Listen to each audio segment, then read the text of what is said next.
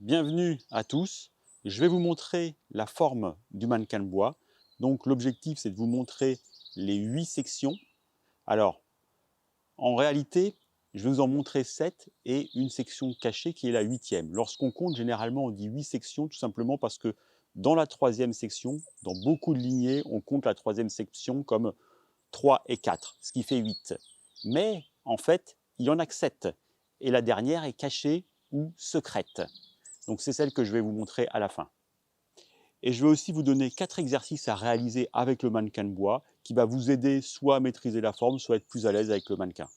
Donc dans un premier temps, je vais vous expliquer les choses à faire ou à ne pas faire pour que vous en tiriez le maximum de bénéfices. Et je vais aussi vous donner 4 exercices à réaliser avec le mannequin de bois qui va vous aider soit à maîtriser la forme, soit à être plus à l'aise avec le mannequin.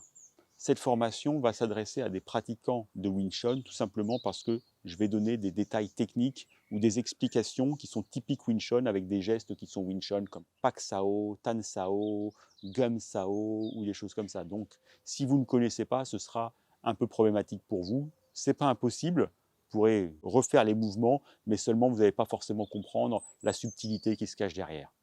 Il sera important de ne pas passer trop vite à la section suivante. Souvent, on est embarqué par notre curiosité, on veut savoir ce qu'il y a après.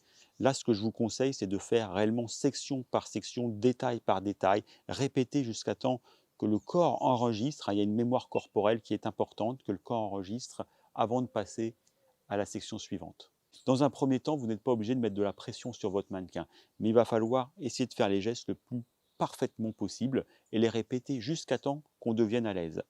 Lorsque vous allez devenir à l'aise, vous allez pouvoir mettre de la pression. Il va falloir taper le mannequin.